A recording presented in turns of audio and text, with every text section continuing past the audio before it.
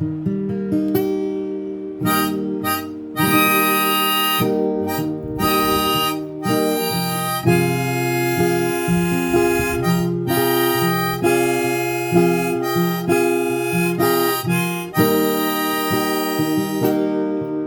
ล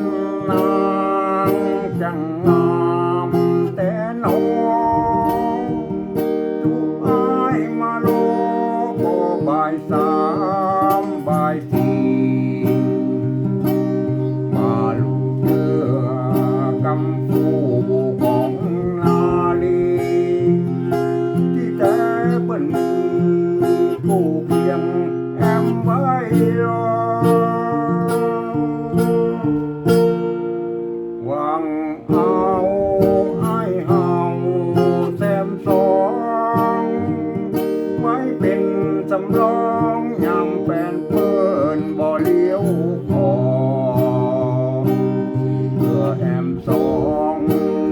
หลังยังบ่ปอเป็นใจน้องคนงามเปิ้นเลือกแยงถึงอย่างใดตัวอ้ายบ่ยอมหนีห่างบ่ละวางเฝ้าทนรอบ่นายแนงเพราะหักแต่แม่สายหอมแปงขอเพียงแบ่งเวลามาเจอสักวันหนึ่งคงสมหมายอันตัวอ้ายใจ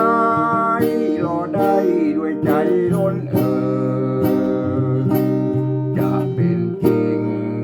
ไม่โนก็ว่าฝันละเมอใจสั่นเปิดเบ้อกำเธอแอบแชทไลน์มา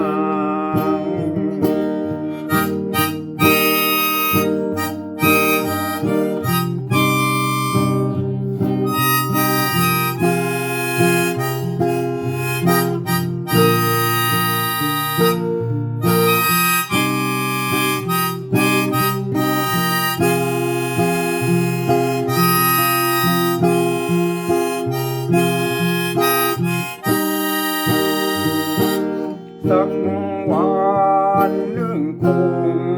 สมหมายอันตัวอ้ายใจ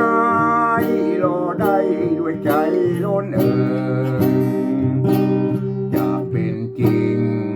ไหมหนอก็ว่าฝันละเมอใจสั่นเปิดเบ้อกำเธอแอ